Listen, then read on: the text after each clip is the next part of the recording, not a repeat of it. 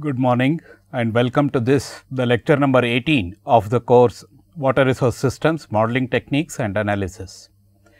In the previous class, in the last lecture that is, we continued our earlier discussion on dynamic programming problems and we specifically dealt with 3 different problems over the last 2 classes who have been last 2 lectures who have been talking about this.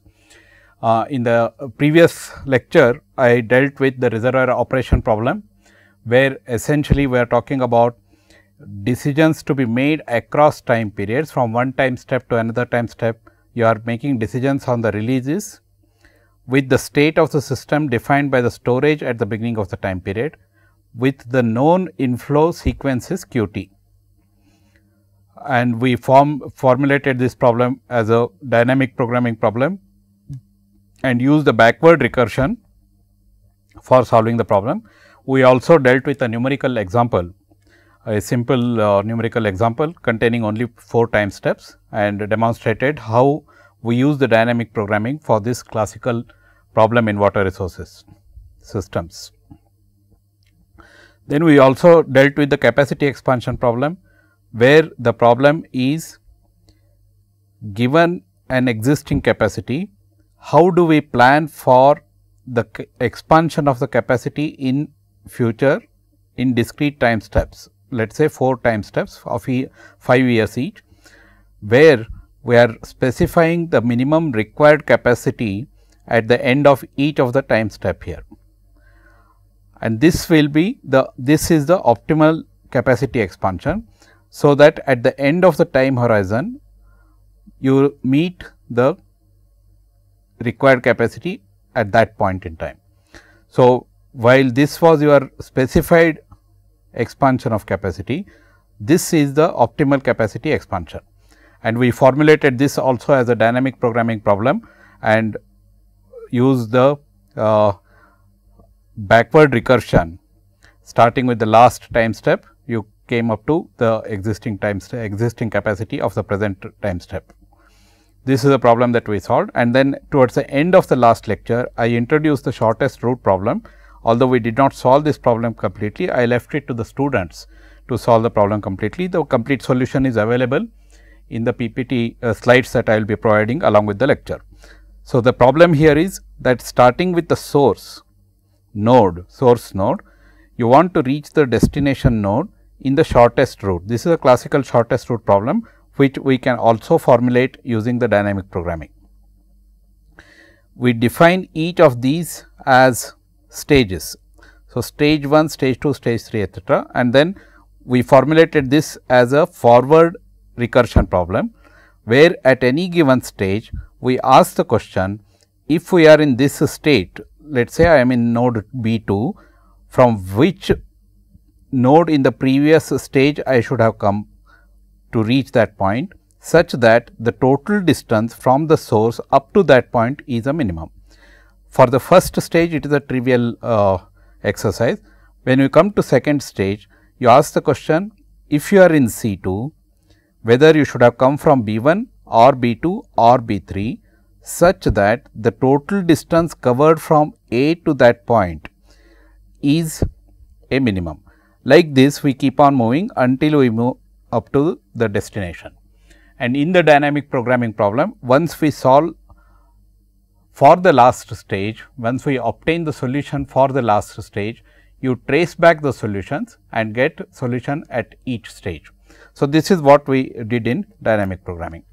So, essentially at this point we will conclude our discussion on dynamic programming. So, we have studied earlier the classical optimization techniques using the calculus, and then we introduce the linear programming, and then we introduce dynamic programming. So, for the time being, we will stop on optimization. We will revisit optimization using more advanced and more recent algorithms towards the end of the course, such as the genetic algorithms, the biologically inspired algorithms for optimization, etc. I will just give a brief introduction to such algorithms perhaps towards the end of the course. So, right now we will pause for a while on optimization and then start moving towards other topics. There is a very powerful technique that we use in water resource systems analysis, which is the simulation. Much unlike optimization, in any of the optimization techniques, remember you are looking for either a maximum value of a function or a minimum value of a function and so on, subject to a large number of constraints. So, you form such problems as mathematical statements, and then depending on the way you formulate, you can either use linear programming or dynamic programming or non-linear programming, etc., depending on the structure of the problem itself. However, when you are looking at large water resource systems, let us say that there are several reservoirs, several user points, several irrigation districts that you want to supply water, several municipal and industrial supply units and so on. When you are looking at large water resource systems and when you are looking at complex water resource systems, in the sense that even if it is a single reservoir, you are looking at conflicting objectives. You may need the water for irrigation, hydropower, flood control and so on. In such situations, optimization becomes slightly cumbersome, and also the single point optimal solutions that we look for in the optimization problems may not be really useful for planning decisions, for making real time operational decisions and so on. In such situations, simulation is a very powerful tool. So, we use simulation especially when there are large water resource systems, there are complex water resource systems, and then you want to look at various alternatives. If you recall, what we did in optimization is that in a straitjacketed fashion, we formulated the problem and then arrived at one optimal solution.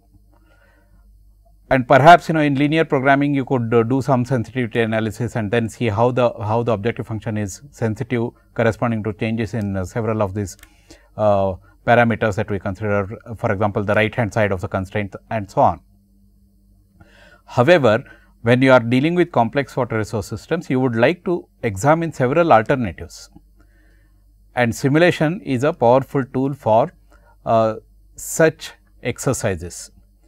We will now introduce simulation. The more involved nuances of simulation we will study through applications later on, but right now just I will give a broad flavor of what we mean by simulation in water resource systems. So, we will start with the new topic now. This is simulation. We have formally closed the discussion on optimization. So, we are starting with simulation now. As I just mentioned, let us say that you have a complex water resource system, a large catchment in which you are planning for construction of several reservoir storages, maybe also the lift irrigation schemes, and then you may want to supply the water for municipal and industrial water use and so on. You may also consider inter-basin transfer. Let us say that there is another basin somewhere here adjacent to that, and then you may be interested in supplying water from this basin to from a particular node to another basin. So, inter-basin transfer of water. So, these are all essentially large scale and complex water resource systems, where not only the hydrologic features, but there are a large number of other features that you need to build in. For example, there will be environmental features that you need to build in, ecological features, socio-economic features that you need to build in and so on.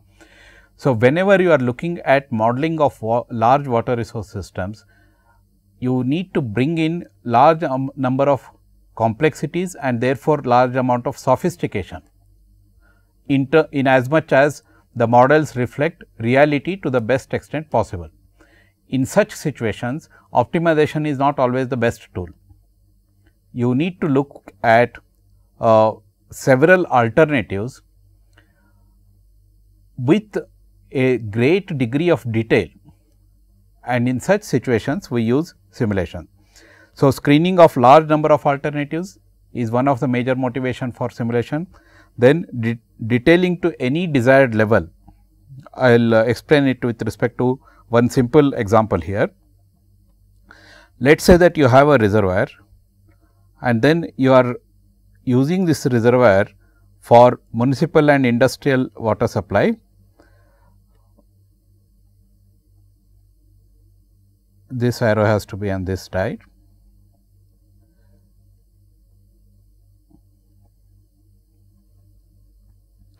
Municipal and industrial water supply as well as for irrigation. Let us say that this point is for irrigation, and you also have for hydropower. So, you are using this water for municipal and industrial water supply, for hydropower generation and for irrigation. Perhaps from the powerhouse, the water that is left out of the powerhouse also comes to the irrigation. On the upstream side, you have this reservoir water.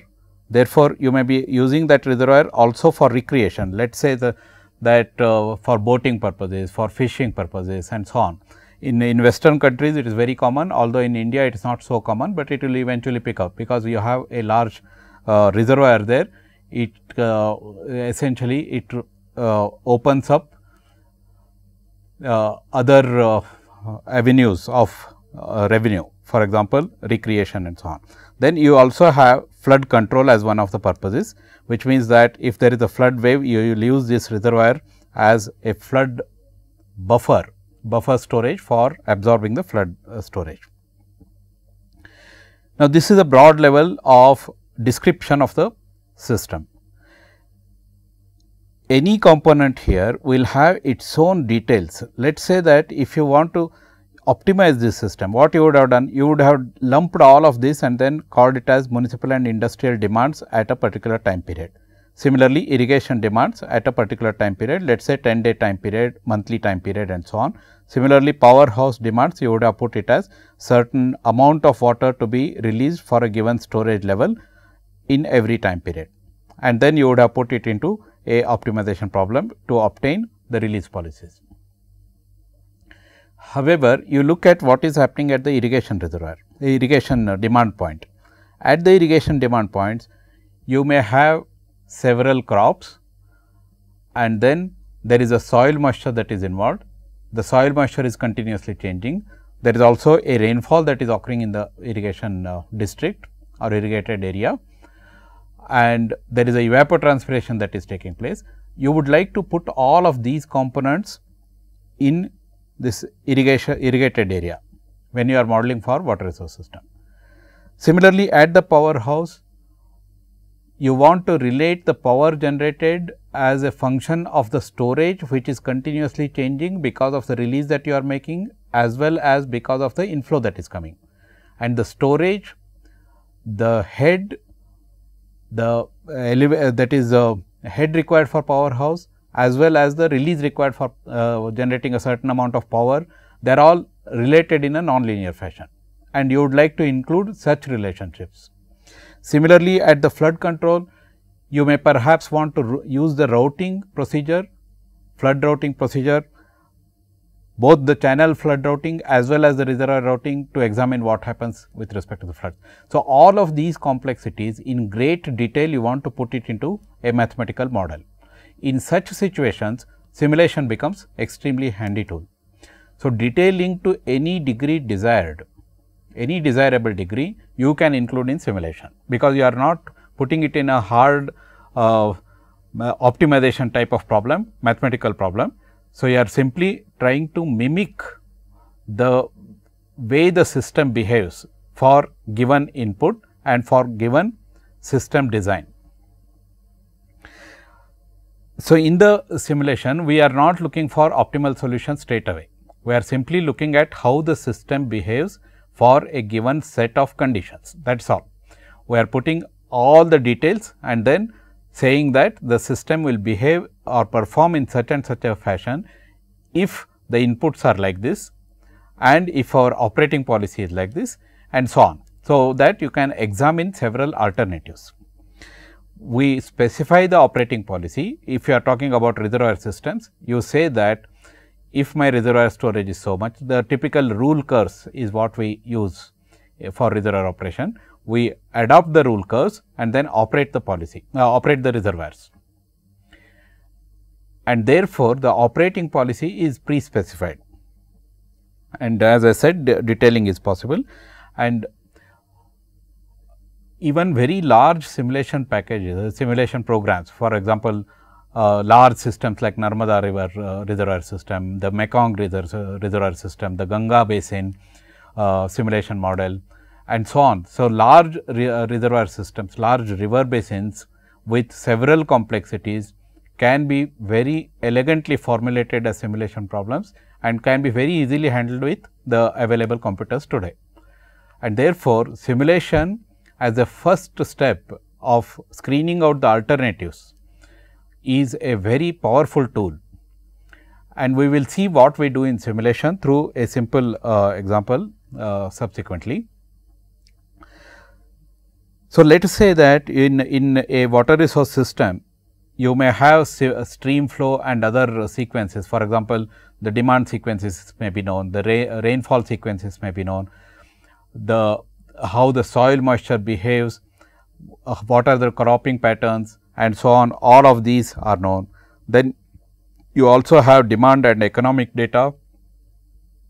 For example, if you are looking at a water resource system which essentially caters for irrigation, and then you are looking at the socio-economic status of the districts in which irrigation districts in which the water is being supplied, and that data can come as input to the simulation model. So, all of these extraneous considerations of water resources planning will come as input to the simulation model. To the simulation model, you also specify the system design and operating policy. For example, you may say that I may build a certain capacity of reservoir, capacity of storage, and I may build a certain capacity of lift irrigation, and I may build a certain canal network, etc. So, that is a system design that goes into this, that is the hydraulic design or hydrologic design that goes into it. In addition, we may also have operating policy. So, all of these come into inputs as system model, and then you get the outputs in terms of the actual amount of water that is made available from period to period and so on, from which you can get the system performance measure. Typically, in terms of how many time periods the system was not satisfactory, system performance was not satisfactory in terms of its ability to meet the demands that we specified earlier. And similarly, we can look at the net benefits, costs, and sum of deficit releases and so on. So, once you build a good simulation model with all the details incorporated into it, you can examine for several different types of inputs here. You can examine how the system performs, and you can also play around with the system design and operating policy.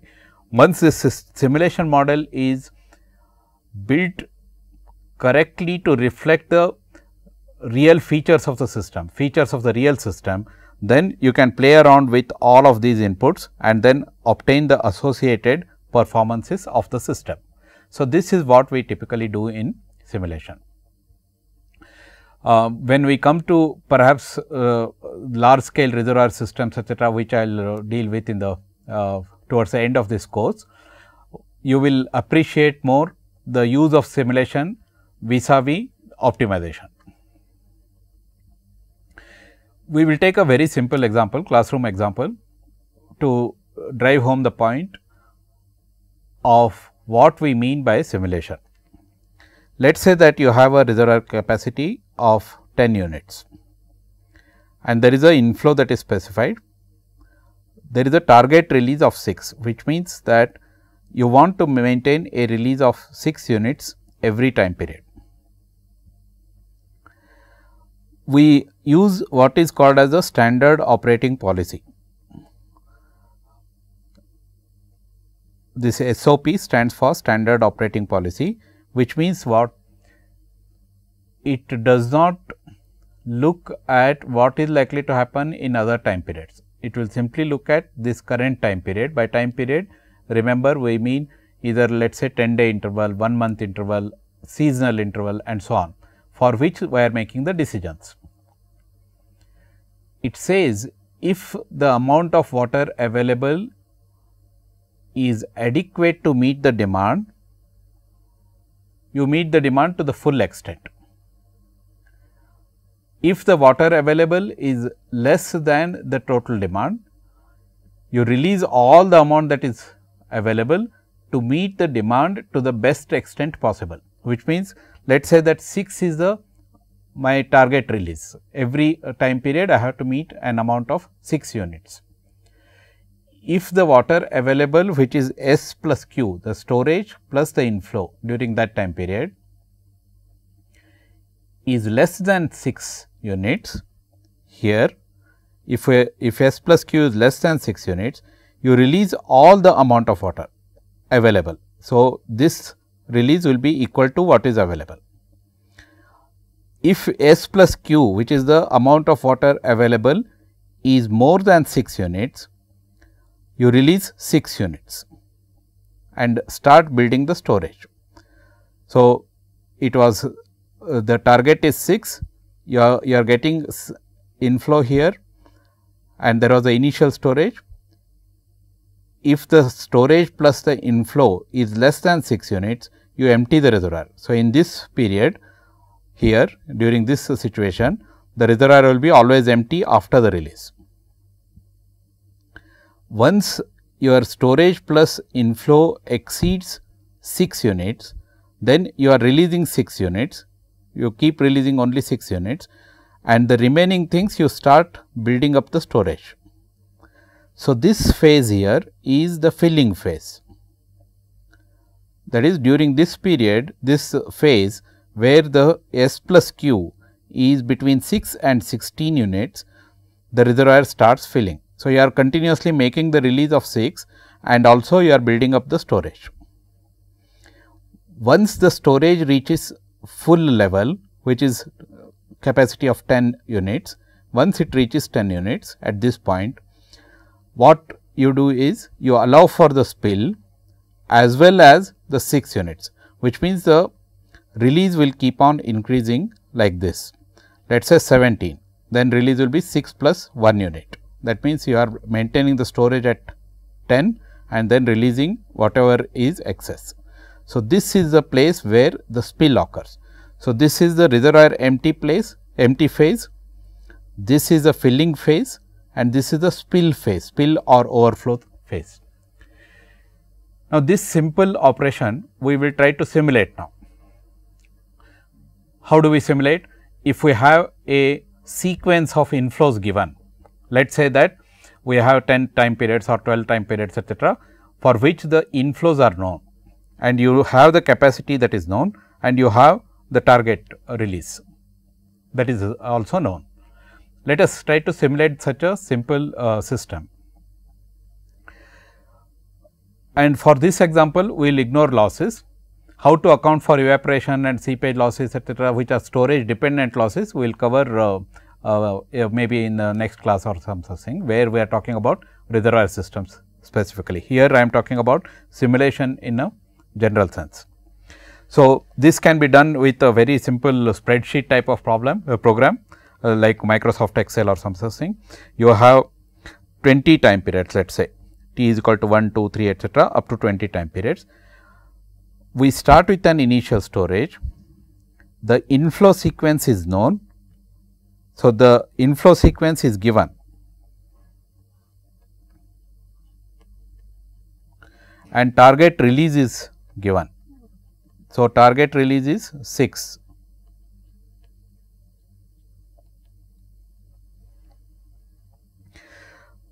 And we will compute the deficit. So, our interest is how the system performs in terms of the deficit releases. So, this is a very simple Excel type of problem, where you start with the initial storage, you add the inflow, this becomes the total water available, 12 plus 9 is 21, and because your capacity is 10 units, you will release 11 units. Now, this includes the overflows. So, you will release 11 units and make the final reservoir storage as 10.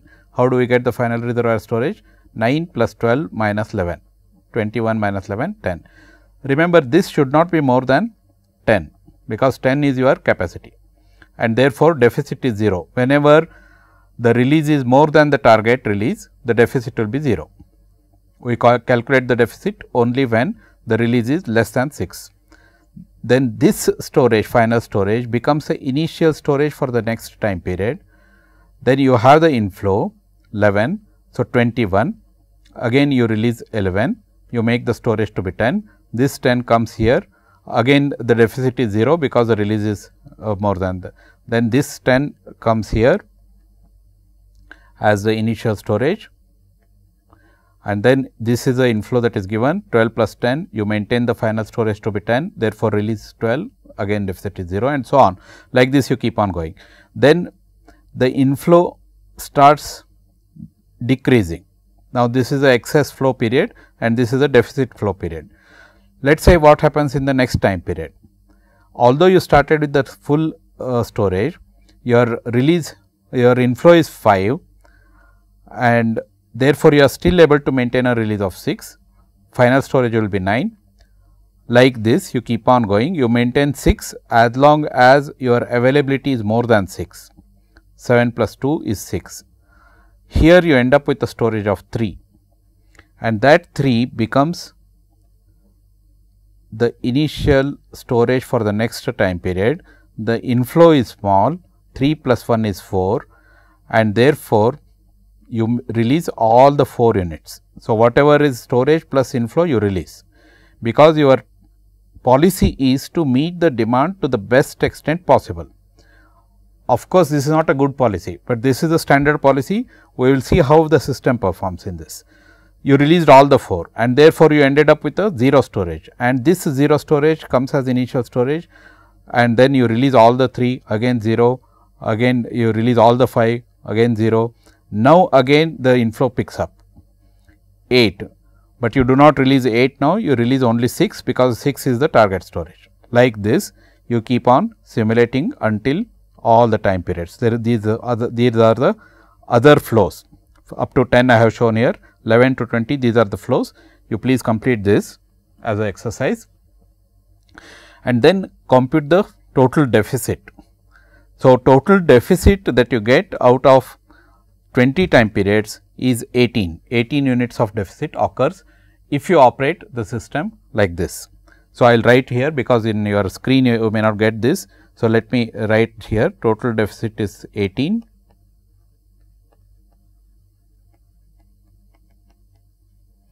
and then Q 11 to Q 20 are given here. You may refer to the PPT. There are 5, 4, 5, 7, 8, 2, 2, 1, 7, 11. So, these are the flows. You can just refer to the slides and then complete this. When you complete this, you get the total deficit to be 18 units. Now, the question that you can ask is, suppose I want to reduce this 18 units and bring it down to let us say 7 units or 10 units etc. What are all the controls that I have here? I can change the operating policy altogether. So, we can examine using different operating policies.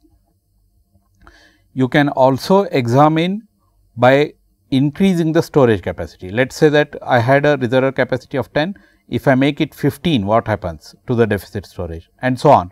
So, you can once you have such a simple structure available with you, you can examine various implications of both the design as well as the policy. So, in this particular case you got the total deficit to be 18. You can say that the proportion of periods in which the target is totally met is 12 out of 20. That means, out of 20 time periods you could meet the release target in 12 number of the periods. Therefore, it is 0.6. You can vary the reservoir capacity, you can vary the reservoir operating policy, you can also vary the target release. Instead of 6, if I make 5, can I get a better performance in terms of the proportion and in terms of reducing the deficit and so on. So, like this you can play around with the design parameters, the operating parameters, you can play around with the demands, you can play around with the policies of how you operate based on the storage and so on, once you have a structure of the simulation available with you. Also, you used one sequence of inflows here. Typically in simulation, what we do is we use the synthetic generation techniques to simulate several sequences of inflows and then rerun this simulation model to examine the performance of the system. When I cover some case studies, this point will be discussed in more detail. So, right now you understand that the simulation is simply reproducing how the system is likely to behave, how the system behaves in fact for given sets of inputs, for given system design and for specified operating policies. So, this is what we do in simulation. For example, if you are looking at from the single reservoir system, let us say that we go to a complex multi reservoir system. How do we simulate this? Let us say that you have a reservoir here 1, another reservoir here 2, third reservoir 3 and fourth reservoir 4 here. The reservoir 1 is almost like a balancing reservoir, which simply stores the water and then releases to reservoir 2, which uses the water for power generation, and it also releases an amount of water to reservoir 4. Reservoir 3 uses some water for municipal and irrigation demand and releases for reservoir 4. Now, the reservoir 4 is a major reservoir here, which takes inputs from all the upstream reservoirs and then uses the water primarily for irrigation. There are several such cases in our country, where one of the major reservoirs receives input essentially from the upstream reservoirs. The upstream reservoirs have their own minor demands, but essentially they act to feed into the major reservoir here. Let us say you want to simulate this. We denote the inflow by I, release by R and storage by S, and for the time being we will neglect the losses. What do we do in such situation? You start with the upstream most reservoirs, 1 and 3 are the upstream reservoirs here, and they do not have any input from any other upstream reservoirs. You may still have some other upstream reservoirs feeding into these and so on. Start with the upstream reservoirs, look at the storage continuity there, essentially mass balance. For the time being we are neglecting the losses. So, if I write the storage continuity at reservoir 1, this is across time periods, T denotes the time period. This is the initial storage at the reservoir 1 at the time period T, that is the storage at the beginning of time period T at reservoir 1. So, that is what I represent it as S1 T, plus the inflow that comes in due to natural flows from its catchment. So, this is the natural inflow that comes in to reservoir 1 in time period T, minus the release that you are making in time period T at the reservoir 1. That is all. So, this defines your S1 reservoir continuity. Of course, we put the constraint that the storage should be less than the capacity at this point. This release that you make here R1, here there is no other demand. So, simply you are making the release to meet the requirement at 2 and subsequently at 4. This release that comes here adds to the natural inflow that is coming here I2. So, I2 is the natural inflow because of the catchment between the reservoir 2 and reservoir 1. The R1 which you have made as release here adds to the reservoir 2. We can add R1T, R3T, etc., R2T and so on to indicate that they correspond to periods I1T and so on. So, when you write the continuity equation for reservoir 2, then you will account for everything that is getting added and deduct whatever you are taking out from the reservoir. So, you will write this as the storage in reservoir 2 at the beginning of time period t plus 1 is equal to what was the initial storage, which is storage at reservoir 2 at the beginning of time period t plus the natural inflow I 2 t that has contributed to the storage plus the upstream release R 1 t that has added to this storage minus you would have taken R 2 t to supply to reservoir 4 minus R 2 dash t which you have taken for power, which may go as some other flow, it is not available for I 4. So, this is how you write the continuity equation. Then you come to reservoir 3. Again reservoir 3 will be similar to reservoir 1, except that you also have a municipal and irrigation component. So, you have S 3 t plus 1 is equal to S 3 t plus I 3 t minus R 3 t, which you are taking out for reservoir 4 minus R 3 dash t, which is the municipal and irrigation demand. So, and then you come to I 4, the reservoir 4. Again you write the continuity equation, just accounting for what is coming into the particular reservoir and what is being taken out from the particular reservoir. So, you write S 4 t plus 1 is equal to S 4 t, that is the initial storage, plus what has been contributed by the natural inflow here. So, the I is the inflow, which is natural inflow. What I mean by the natural inflow is that the reservoir has its own catchment, and the catchment provides the natural inflow, plus you have the regulated releases coming from the upstream reservoirs, namely R 2 t and R 3 t in this case. You add those two and then you are taking out R 4 t here. So, these are the continuity equations that you write, and this is the way you simulate. In simulation, what do we do? You specify, let us say at the time period t is equal to 1, at the beginning of time period t is equal to 1, you specify all the storages, and then the inflow sequences will be known from the historical data. So, all the inflows are known here.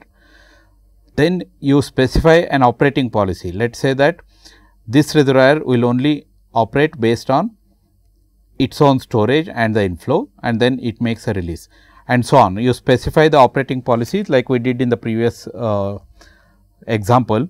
At every reservoir you specify the operating policy based on the target releases that are required, and then operate these using the continuity equations that you have here. So, what we did earlier for a single reservoir system, same thing can be extended by adding several other reservoirs with their own continuity equations and their own specified operating policies, their own specified storage requirements, power requirements, irrigation requirements, and so on. So, this is the way you can write a simulation problem. I would encourage you to take up an example which I will give in tutorial and then work it out in the any of the spreadsheets like Microsoft Excel or some such thing. This can be done very easily. Now, another application of simulation is that we would like to see how the system performs in real time operation. That means, we are not actually physically operating, but we want to examine how the system is likely to operate in real time. In real time, what is the issue? That you know the storage at the beginning of the time period, and you perhaps have a forecast of how the flow is likely to be in the next time period. So, you know the storage at the beginning of the time period which is measured. So, you are sure of the storage. Based on this storage and based on the forecasted flow, you want to operate the system now, and then keep doing this over a period of time. So, you operate the system. Okay, let me explain it to this. You have the initial storage known at the beginning of time period t, and then you have the forecast for the current time period. Let us say that you are standing at the beginning of the month June, you know the storage at the beginning of the time period June, and you have the forecast of the inflow for the time period June. Depending on this forecast and the known storage, you make the release using some policy. It may be optimal policy, or it may be just a specified standard operating policy, or you may specify your own rule curve and then use that policy, which specifies for a given storage, for a given inflow, what should be the release. You make the specified release if possible. Why I say if possible? It is because the policy may be such that for this combination of storage and inflow, the release that is being specified may not be feasible. So, if it is feasible, you make the policy release, or make the release to the best extent possible, and then you update the state of the system, which is the storage at the end of the time period, which becomes the beginning of the storage time period storage for the next time period, and so on. So, this you continue. But when you are updating the storage the state of the system, you use the actual inflow, because at the end of the time period you know the actual inflow. So, use the actual inflow and update the state of the system, and then go back to the time period, next time period, and then redo the computations. Like this, you keep on doing it until the end of the time horizon. This is how you examine the operation of the system in real time. So, this is called as the real time operation, which will be based on the forecast of the inflows, and your simulation becomes extremely important and extremely useful when we have forecasts available, or a forecasting model is available, and then you want to use the forecasting model for a given reservoir operating policy. So, the reservoir operating policy you would have determined based on an optimization problem. So, you have the policy ready, you want to examine how this policy performs in real time, and that is what you do through simulation. We will consider several applications of simulation later on. This is just an introduction to simulation. All right. So, we completed optimization techniques, namely the linear programming and the dynamic programming. We also gave a we also discussed briefly about simulation, what we mean by simulation. In fact, we do what are called as the Monte Carlo simulations. We generate the sequences of inflows, which use the probability distributions of the inflows, and then generate not one sequence, but several sequences of typically 50 years, 100 years, etc., and then use these sequences in the reservoir operating models, simulation models. So, we use also the Monte Carlo simulation techniques in water resource systems, which we will see in the applications. Now, the last part of the techniques that we are using is the multi-objective planning. So, we had the classical optimization techniques, we had the linear programming, the dynamic programming, and then we also know the simulation, but the last part is multi-objective planning. Now, this is not so much of a technique as much as linear programming is a technique or dynamic programming is a technique and so on, but this is a way of handling several objectives in the planning perspective. Typically, when we are dealing with water resource systems, we have not one objective function. In all the classical optimization problems that I dealt with earlier, we simply stated maximize z is equal to 3 x 1 plus 5 x 2 and so on.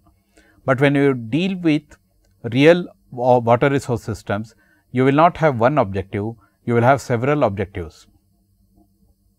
Meeting the irrigation demands to the best extent possible may be one of the objectives. Meeting the environmental requirements may be another objective. Meeting hydropower requirements may be another objective, and so on. Often these objectives will be conflicting with each other. For example, you consider irrigation and flood control. What does flood control require? Flood control requires that the storage be kept as low as possible, so that the flood that is coming in can be absorbed in the reservoir. Whereas, irrigation requires that you store as much as water as possible, so that I will be able to use the water for irrigation over the next time period. The hydropower requires that the storage be kept at high level, so that I will have the head as well as amount of water available for operation. Hydropower and irrigation may conflict with each other, because both of them are competing for the same amount of water available. Environmental considerations may require water for downstream water quality control, which will conflict with irrigation, which will conflict with hydropower, and so on.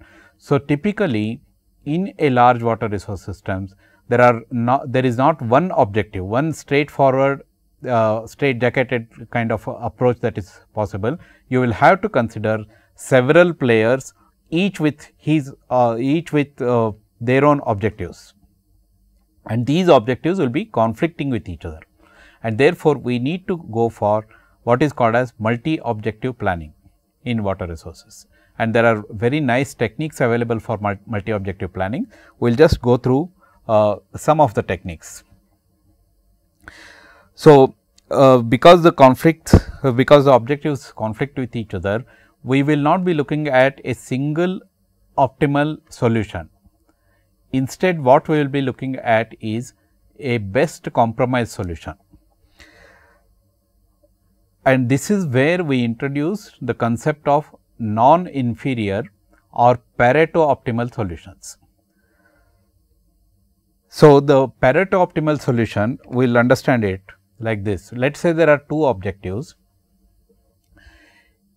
You cannot increase one objective, the value of one objective function, without decreasing the other objective function.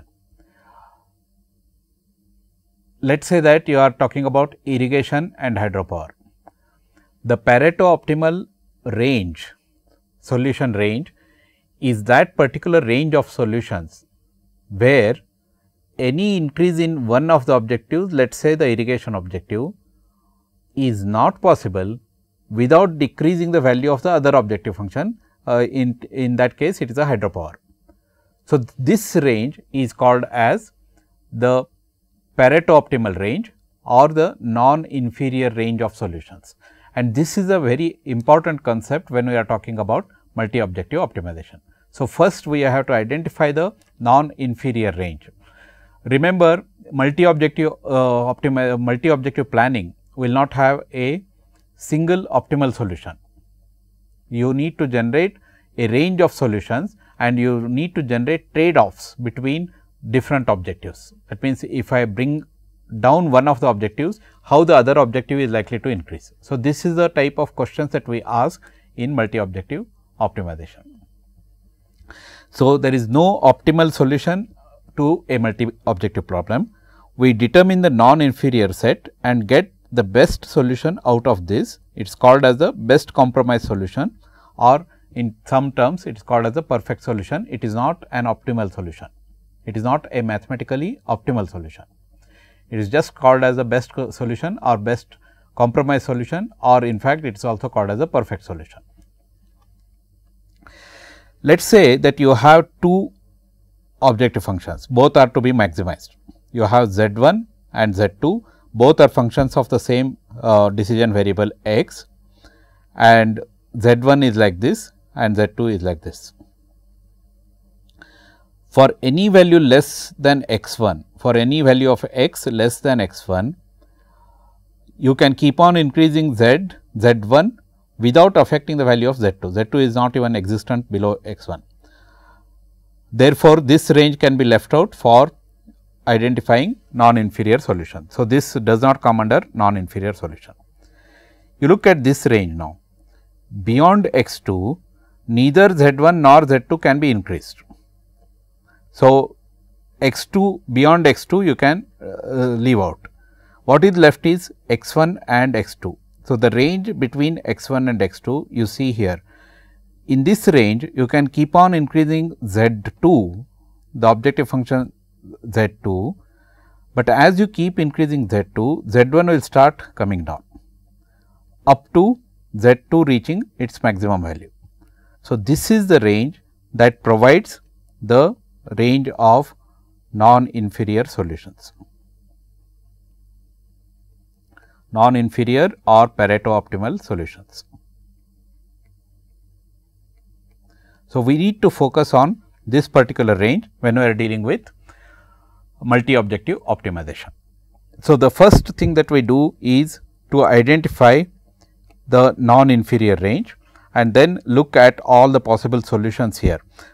For example, what we may be asking is that if I increase Z2 to certain degree, how much is Z1 coming down and what is my acceptable solution?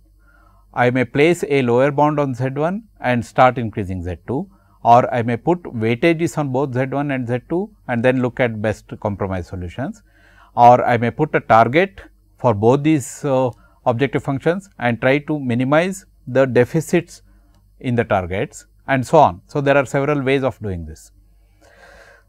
So, what a non-inferior solution, this is also called as a efficiency frontier.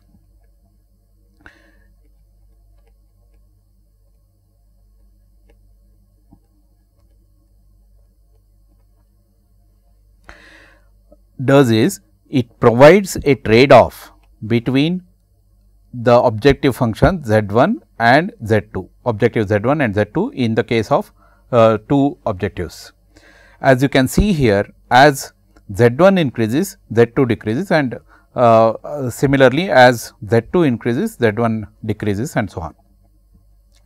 So, let us say that you have p such objective functions, p objectives for the water resource problem, each of which is to be maximized.